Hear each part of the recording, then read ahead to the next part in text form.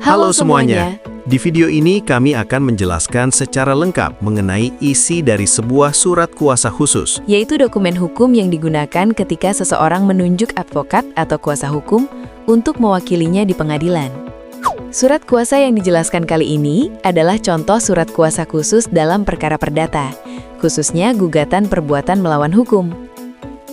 Bagian pertama dari surat kuasa ini berisi identitas pihak yang memberi kuasa.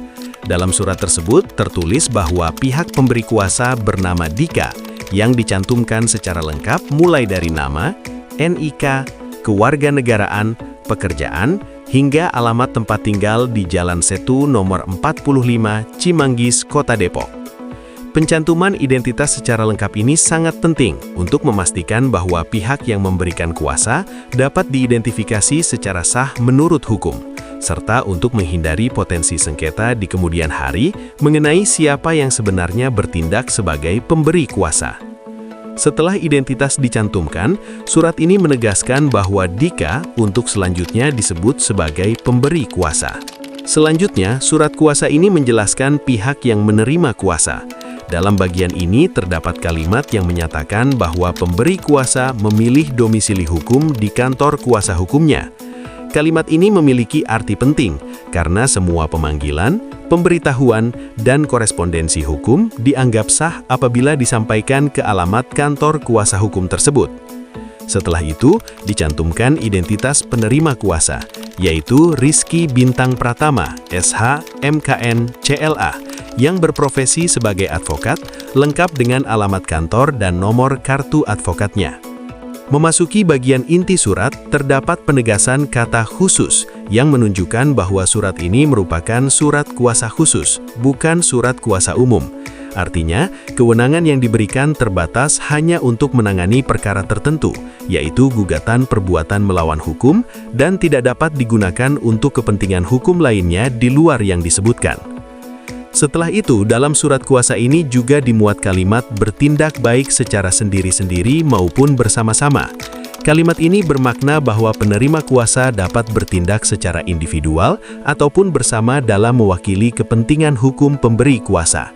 Hal ini penting untuk menjamin kelancaran proses hukum, karena apabila salah satu kuasa berhalangan hadir, kuasa lainnya tetap dapat bertindak tanpa harus menunggu kehadiran bersama.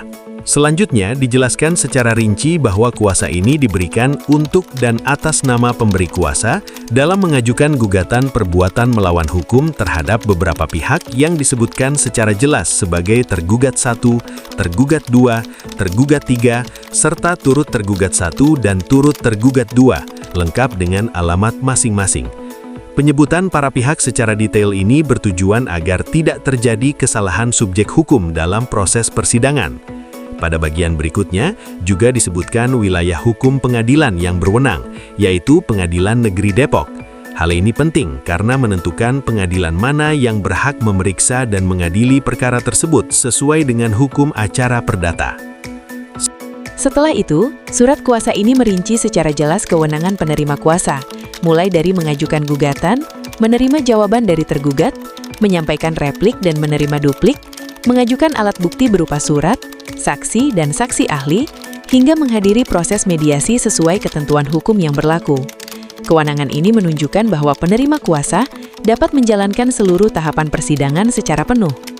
Selain itu, penerima kuasa juga diberi wewenang untuk mengajukan permohonan sita jaminan, menghadiri persidangan di semua tingkat peradilan, mulai dari pengadilan negeri, pengadilan tinggi, hingga Mahkamah Agung, serta melakukan upaya hukum seperti banding, kasasi, dan peninjauan kembali. Hal ini menegaskan bahwa kuasa tersebut berlaku sejak awal perkara hingga tahap akhir penyelesaian hukum. Surat kuasa ini juga memberikan hak substitusi, yaitu hak bagi penerima kuasa untuk melimpahkan kuasa kepada advokat lain apabila diperlukan, serta hak retensi, yaitu hak bagi penerima kuasa untuk menahan dokumen milik pemberi kuasa sepanjang berkaitan dengan perkara yang sedang ditangani dan sesuai dengan ketentuan hukum. Pada bagian penutup, surat kuasa ini menegaskan bahwa segala tindakan hukum yang dilakukan oleh penerima kuasa dalam batas kewenangannya adalah sah, mengikat, dan menjadi tanggung jawab penuh pemberi kuasa. Surat kuasa ini dinyatakan berlaku sejak tanggal ditandatangani. Terakhir, surat kuasa ini ditutup dengan tempat dan tanggal pembuatan, tanda tangan pemberi kuasa yang dibubuhi materai, serta tanda tangan penerima kuasa. Dengan demikian, surat kuasa khusus ini telah memenuhi unsur formal dan dapat digunakan secara sah sebagai dasar perwakilan hukum di pengadilan.